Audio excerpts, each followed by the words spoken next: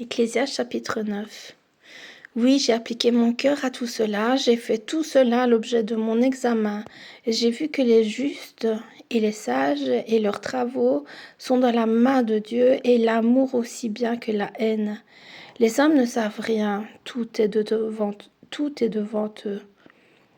Tout arrive également à tous, même sort pour le juste et pour le méchant, pour celui qui est bon et pur et pour celui qui est impur, pour celui qui sacrifie et pour celui qui ne sacrifie pas. Il en est du bon comme du pécheur, de celui qui jure comme de celui qui craint de jurer. Ceci est un mal parmi tout ce qui se fait sous le soleil, c'est qu'il y a pour tous un même sort. Aussi, le cœur des fils de l'homme est plein de méchanceté, et la folie est dans leur cœur pendant leur vie, après quoi ils vont chez les morts. Car qui est accepté? Pour tous ceux qui vivent, il y a de l'espérance, et même un chat vivant vaut mieux qu'un lion mort. Les vivants, en effet, savent qu'ils mourront, mais les morts ne savent rien. Il n'y a pour eux plus de salaire, puisque leur mémoire est oubliée, et leur amour, et leur haine, et leur envie ont déjà péri, et ils n'auront plus jamais aucune part à tout ce qui se fait sous le soleil.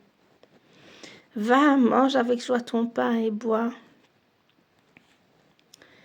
gaiement ton vin, car dès longtemps Dieu prend plaisir à ce que tu fais, quand tout ton événement soit blanc et que l'huile ne manque point sur ta tête. Jouis de la vie avec la femme que tu aimes pendant tous les jours de ta vie de vanité que Dieu t'a donné sous le soleil pendant tous les jours de ta vanité, car c'est ta part dans la vie,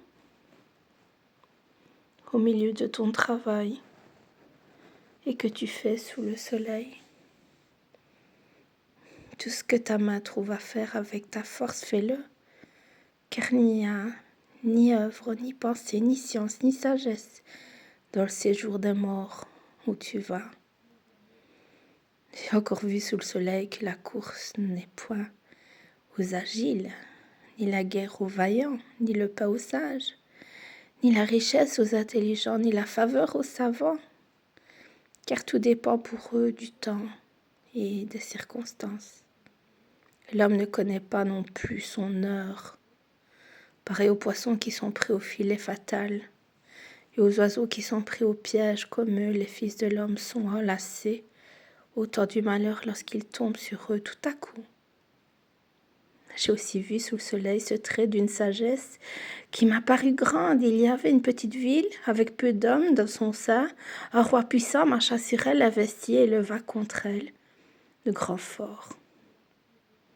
Il s'y trouvait un homme pauvre et sage, qui sauva la ville par sa sagesse, et personne ne s'est souvenu de cet homme pauvre. Et j'ai dit, la sagesse vaut mieux que la force. Cependant, la sagesse du pauvre est méprisée, et ses paroles ne sont pas écoutées. Les paroles des sages, tranquillement écoutées, valent mieux que les cris de celui qui domine parmi les insensés. La sagesse vaut mieux que les instruments de guerre, mais un seul pécheur détruit beaucoup de biens.